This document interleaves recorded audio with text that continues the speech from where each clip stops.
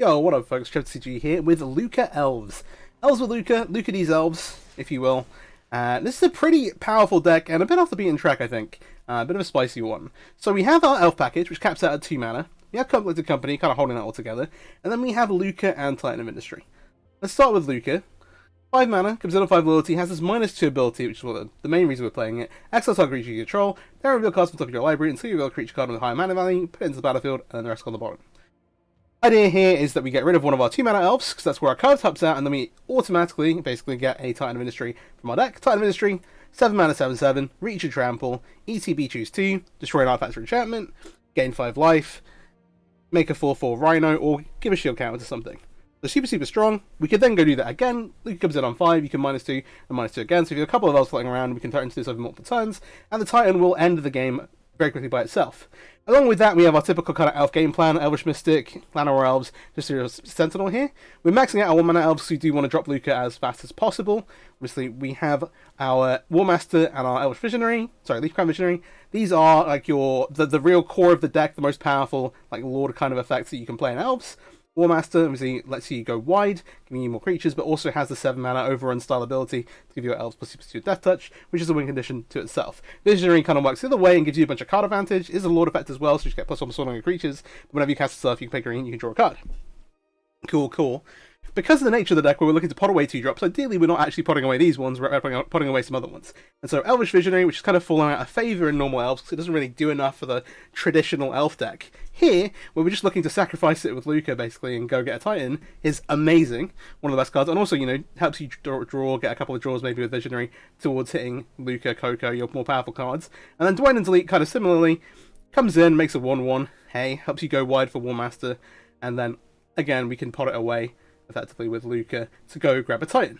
So far so good. We have Collected Company kind of holding things together. We do have 12 non-hits in the deck, bear in mind, along with the lands, but still plenty of creatures to make Company efficient. As well as being able to pot away for Titan, Lukka does some other stuff as well. So this +1 ability here, exile the top 3 cards of your library, creature cards exile this way again, you may cast this card from exiles and you control Lukka Planeswalker, is actually a really nice card advantage of the deck, similar to kind of Vivian, which we have some copies of in the sideboard as well, but once you've -2'd, if they somehow manage to deal with a Titan, you can just start going off with elves, and just finding elves to play from the +1 ability until you can go ahead and pot away again. So Lukka actually synergizes really well. Obviously we're generating mana with a mana creature, so we can hardcast Titan if we need to, but this deck's really strong. The mana base, very straightforward. We've got Nykthos again. We've got a lot of pips here. We can go cast that Titan again, as well as doing War Master activations, which is also Nykthos is very important for enabling. We've got 4 Stomping Grounds, a Completion Forest, 4 Cragtown Pathway, 4 Copper Engorge, and then a couple of normal forests, a lair, and a Besage to round things out. The important thing really when you're sequencing your lands, especially with Cragcrown Pathway, is that you do need double red for Lukka. Spirit Sentinel helps with that a little bit, but remember that when you're activating Nykthos, normally going to be activating the green. Yeah. Other than that, fairly straightforward. Let's just go through the sideboard and then we'll hop into some rank matches. If you're not already, actually, please do subscribe to the channel. I appreciate it. And also, thank you so much for 500 subscribers. That's awesome. So, versus Greasefang, versus other graveyard decks. We've got 4 copies of Scavenging Ooze. It's fairly straightforward. You can collect a company into it. It's out there in a pinch. It's awesome. We have Phyrexian Revoker. Deals with some troublesome non-land permanents. So you can name Planeswalkers with it. You can name Parhelion versus Greasefang. There are a bunch of other things where it's pretty useful as well. There's a nice one. Again, can find it with company. 4 copies of Rending Volley. Mono white aggro. 2 white spirits. Mono blue spirits. Angels. There's a bunch of decks where it's really good. Also kills Greasefang as well. Is pretty solid there too. We have 2 copies of Shaper Sanctuary versus mid-range control decks. Whenever a creature you control becomes a target spell ability and opponent controls, you may draw a card. It's awesome. Your opponent wants to kill your stuff. That's great. We can draw a bunch of cards. Eventually we'll draw into Lukka and we'll be able to go get Titans and beat them down and kill them that way. Vivian also comes in there. With Lukka and Vivian, we have a bunch of Planeswalkers post-board that draws a bunch of cards.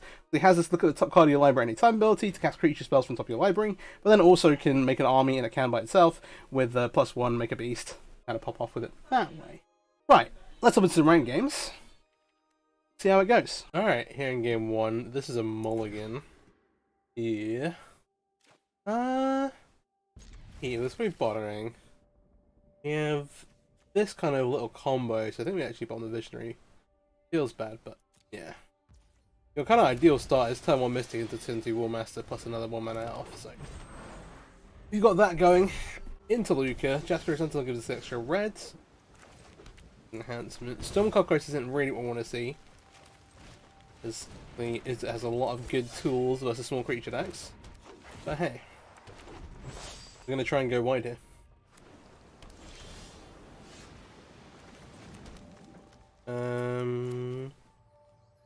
Play this out. We don't know what. I mean, like,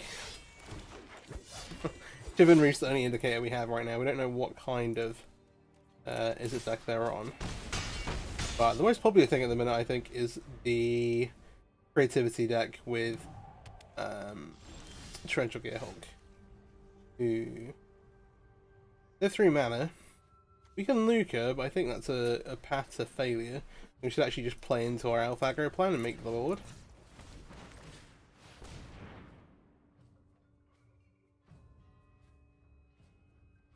I'm feeling like maybe like Prismari Command, that kind of thing. Maybe they have an actual counter spell, but it's going to be hard for them to kill 2 creatures here. Yeah, so they have Prismari Command. That's fine. And that's the treasure. They'll have access to 5 mana next turn. Use a can creativity for 1, but they've not got a. That's Prismari Command is a pretty good tell that they're on creativity, rather than like or something like that. It still could, in theory, be the Attracts creativity deck and not the Torrential Gearhulk one. We've not seen the big 8 mana spell that like starts to make a treasure yet.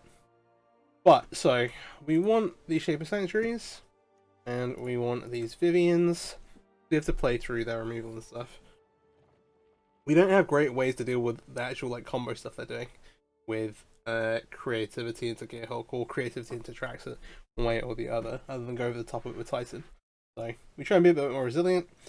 And yeah, see how this goes. So 5 cards to carry out here. The way this tends to go, the Dwayne Leads are probably the weakest card in the deck. And I'm going to trim one of the 1-mana Elves. I think we're fine. Yeah, we should still 100% on. It's just worse than the other.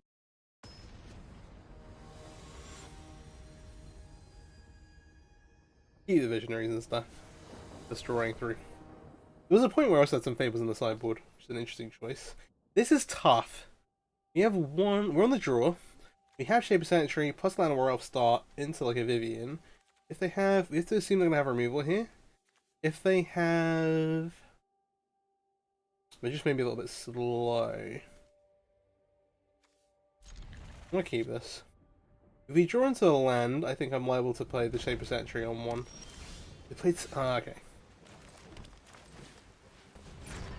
We've been quite fortunate with how they've been playing Stormcloak Coast as well. We're not getting Fiery Impulse like off the bat. There is a Spite though. That could be pretty big. They also mulliganed. That's the things. Ooh, we draw the second land here. Let's drop the Sanctuary out and we'll Mystic as well. And then we can look to drop double Sentinel next time. And that'll get us most of the way towards Vivian. Okay. Is there any way to...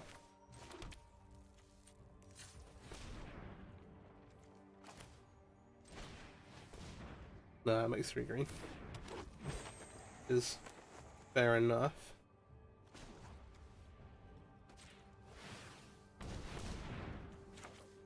We'll go ahead of Visionary first.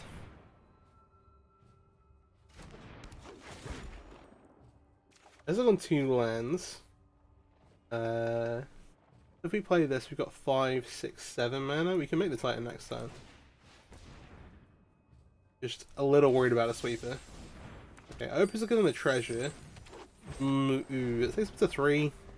Bunch of different 3-mana sweepers that they could have brought in. Let's see. Nothing here. I would rather make the Vivian. In which case we can... be fair. Just so the Vivian gives us insurance versus getting wrath, basically.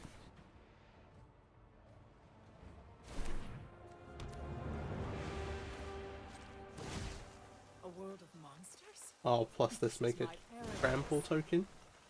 Yes. I mean, they just swing with the team here. I will not be quelled.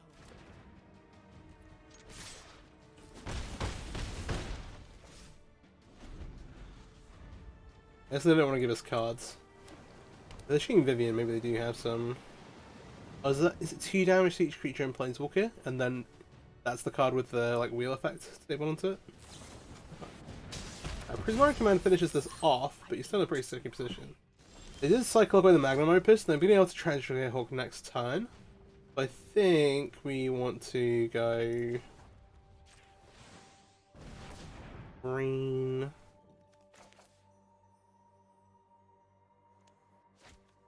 I don't think we need to use the next boss now.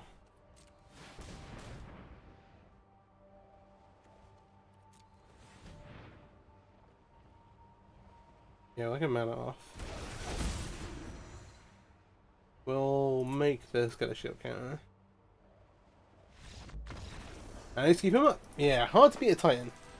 Nice, nice. I like that, I like that.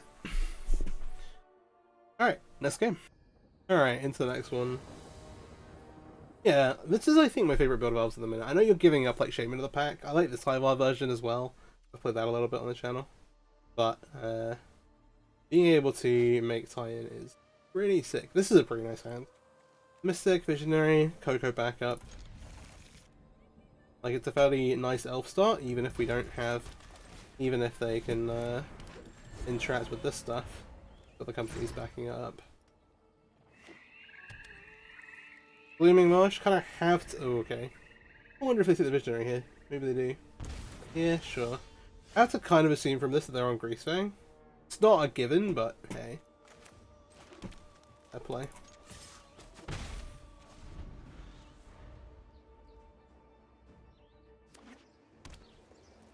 It feels awkward taking company when they have, I mean, but this disrupts us like a turn. We could have removed Jordan's removal spell from their eyes. Oh, the Witherbloom command is actually huge. Okay. So in terms of, and they hit the Pahalion as well. Misery. I'll play the next class because they know about it.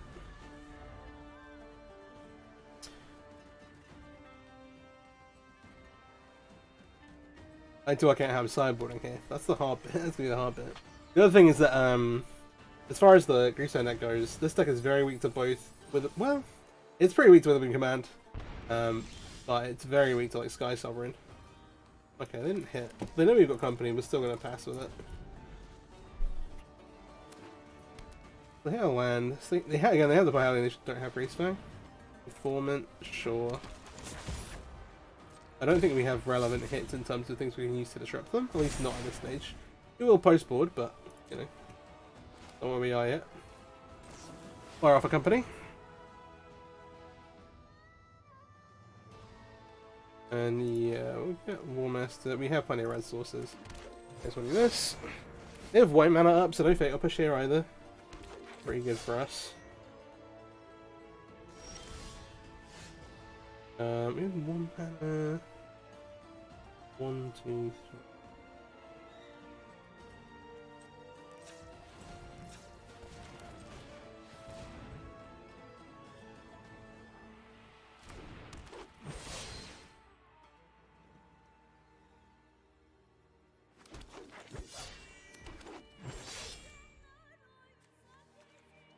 Yeah, we're not actually getting mana off of it anyway right now.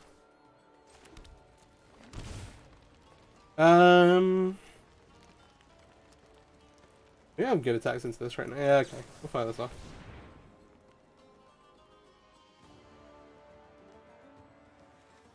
I want the Visionary because I want to draw into, yeah, good cards. And Dwayne's League is carrying on going wide. We could War Master activate next turn, so we have them on a 1-turn clock. This is a good draw as well. Alright, I'm just going to say no attacks, because any damage you do here doesn't matter. We just don't want to get killed by the Angels.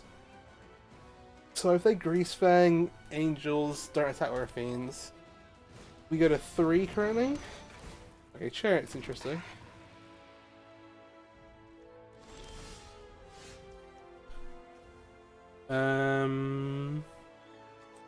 Green. Green.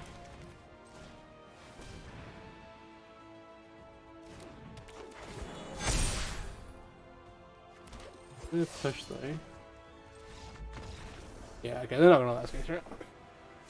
Nice! Okay, we managed to steal that one, fade a little bit, but The versus Grease segment, actually quite a lot we can bring in. Because they're evoking a name Pyhelion or Chariot, and I cut off the vehicles, is a little awkward when you have to guess which one, but I think it's still worth bringing in. And then we have Rending Volleys as well. If you think about how much of this we want versus how much of the combo-y stuff that we want around. And if we're cutting some of the combo parts, maybe we can cut some of the stuff as well. Firstly, I don't think we need a ton of Titans. So we can cut down here a bit. There's so many cards to bring in. The Elvish Visionary does help us find hate cards. We bring in so many of them that by itself it's just not impacting the game very much. And it's like, do I delete or do we cut down onto the number of Lukas? I think with 2 Titans, there's Reach as well. I'm torn because the other thing is that we need to maintain a good number of Collect Company hits. Hey, Lukka. This is what, 5, 9, 13. One more than normal. And we want to trim a couple of other things. A couple of Dwayne and deletes, and I think again we will cut just Spirit Sentinel here. Versus like the Chariot part of the deck, their ending is not good, but we can see how they boarded. Versus Elves, I think they want to stay all in on the combo and not bring in like more mid-range stuff, even if the Sky Sovereigns are pretty good. I'm not expecting any like fancy transformations. So we'll keep the running. We'll bring the Rending Volleys in and see how that goes. See how it works out for us. Alright, so we have Lukka here, plus Scavenging Use. Interesting.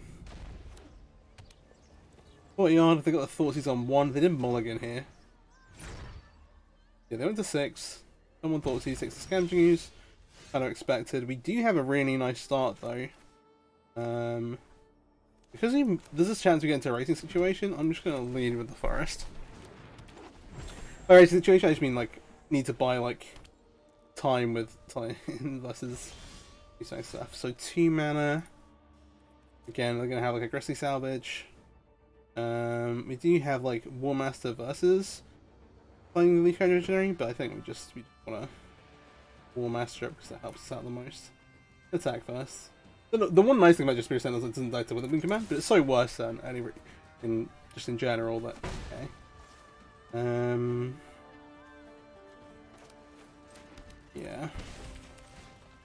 I'm probably gonna need double red at some point. Alright, there's the Aggressive Salvage. They're gonna go to 16. What do they hit? No. Ooh, that looks good for us. They're gonna take an Informant, so maybe they have the Parhelion in hand.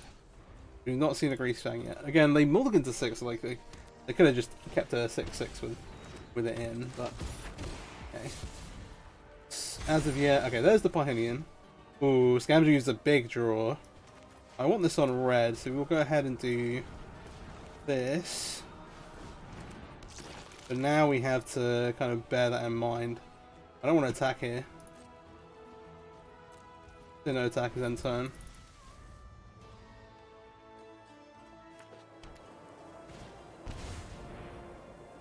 Chariot is fine. I'm just going to eat this now before I forget.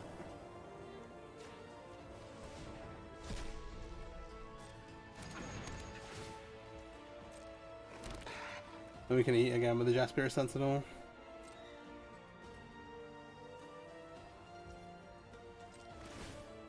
Let's get one of these informants. Go Munch. Okay.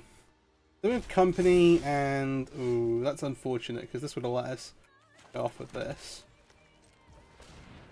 Green. Maybe just pass with Company up. A couple of things still to eat.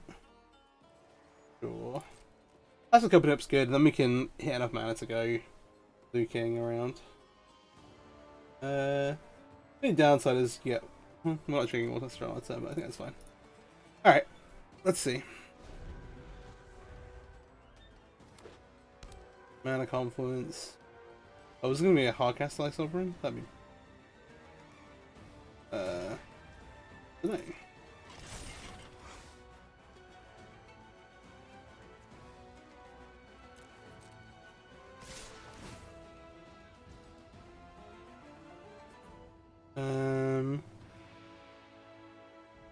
Ooh. Now I kind of want to block the Rafine's informant, because we still have an informant to eat, but I think we're better off casting company. Let's do this now. We are kind of hanging the Scavengers out around.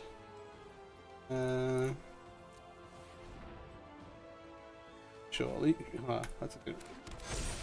Yeah, that's fine.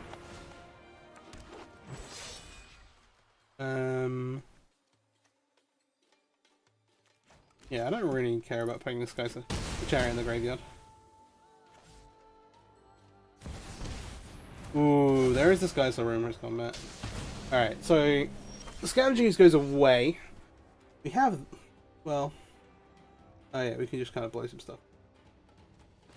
Feel like we should just 4, 5, 6. Can't do one of these before. Gonna a red with this.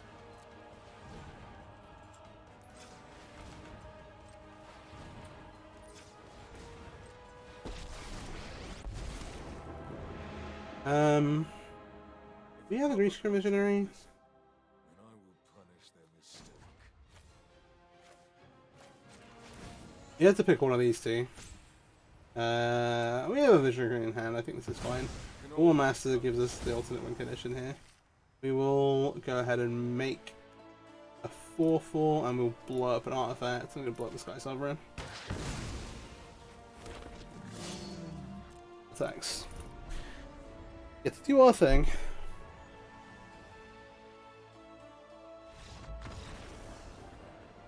That's fair. We get him, we get him. These have been 2 pretty short games. Play one more. Alright, back in. Yeah, nice bit over Greasefang. Obviously their hands weren't amazing, but hey, we have a lot in that matchup if we want it. Ooh, this is a slow hand, but obviously, like, if we can stick these, they're pretty great. We have the double company to back it up, so we'll keep it.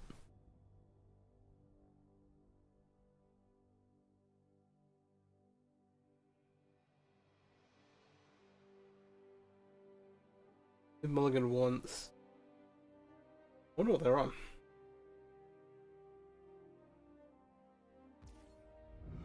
Okay. I'm just going to play a Summer Grand Tap. I think, despite the Copperline Gorge being the land that gives us a downside if we draw more of them, I think that Asset Lock. We'll War Master here. And we'll see if they have failed. Sure, whatever.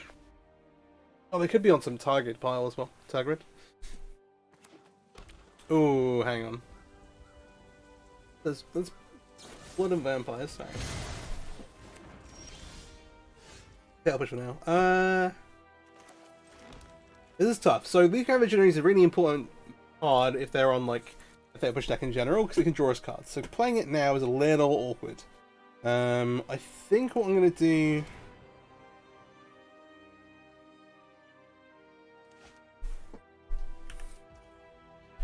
No, I think because if I play them both, if I play this and the Leaf Kind Visionary, they kill this, but then we get the company. Assuming they don't have like a Bounty / Reckoning for 3 mana wrath. Oh, actually, okay, sure. This will be like fairly standard black red, but with some spice, or could actually be like black red vampires. It should be really, really sweet. We hit the land anyway.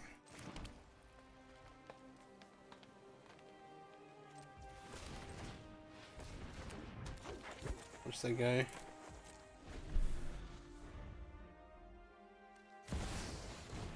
Okay, no, okay, yeah. The actual vampires. So, what are we getting got by? There are some options. Okay, Champion Dusk isn't too bad. That just draws them some cards. I don't know if you've not seen the video already. I did a video on Vampire Flight Rigging with Sorin. You can use it to drop in Gauta on turn 2, which is like the 12/12 trample that makes a bunch of power when another creature control attacks. And there's also Xander. Ooh, okay.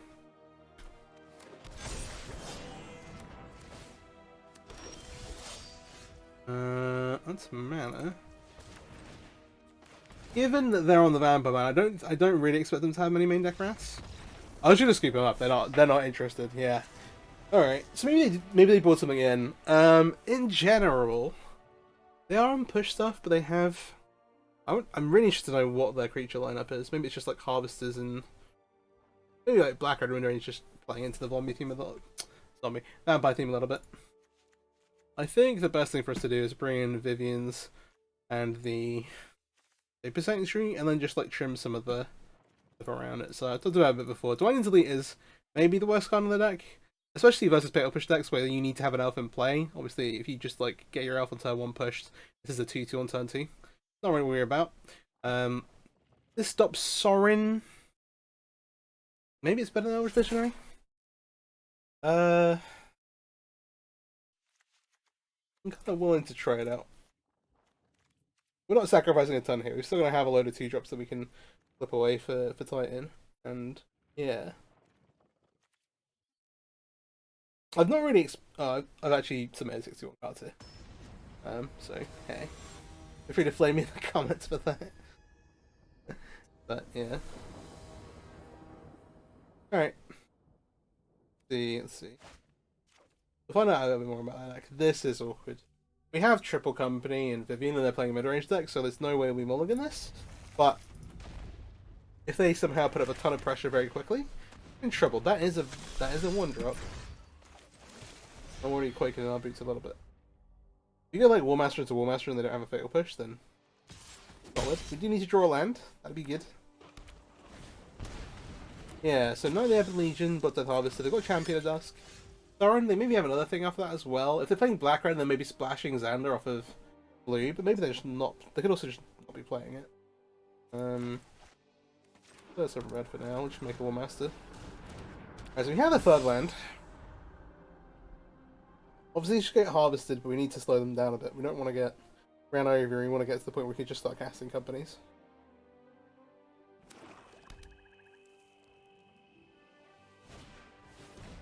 Ooh, Legion's End.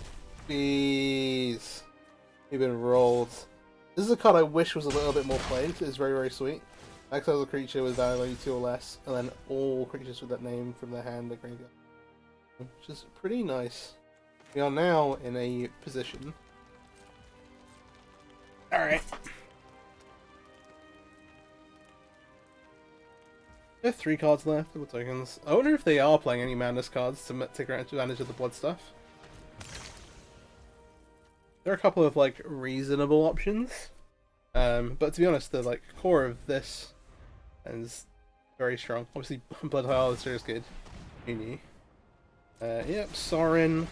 They're going Sorin minus. Champion of Dusk does just refill their hand. Yeah, that's pretty good. It's a draw 3, lose 3. Okay.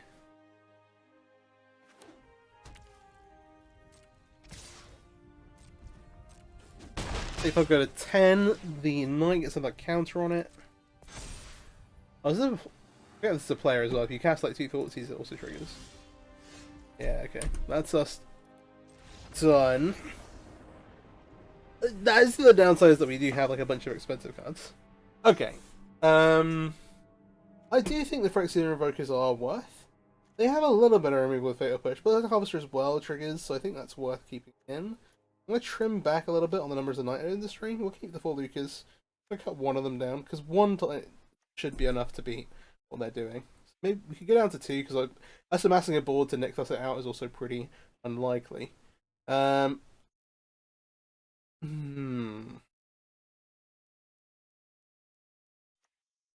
think bring back in a Visionary. Anything else I feel like I want to cut? Not really. Run this. Still like Vivian. We just got kind of, well, we got Look of all lands and also a bit 10-bit out there.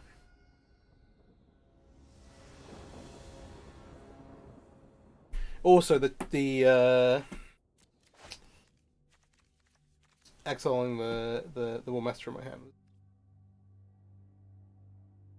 Okay. Look at the one lander. Keep this. I'll put the title on the bottom. Fairly free.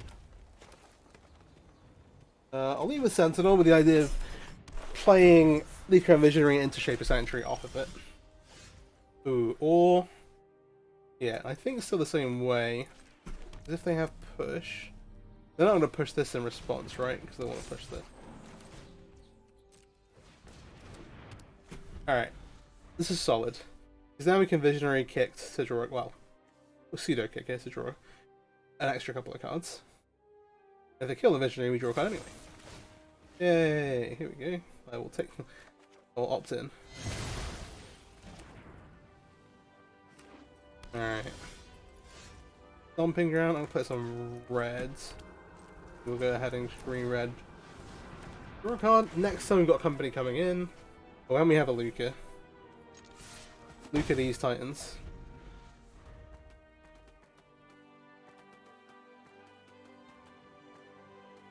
So, do they have removal or Thoughtseize? They have disruption. On an Ridge. I was just thinking that. Are they playing Fable this build? They are, however.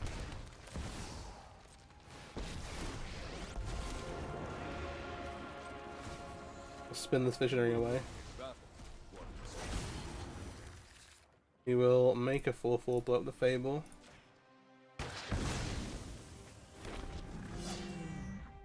Neat. Feels pretty good.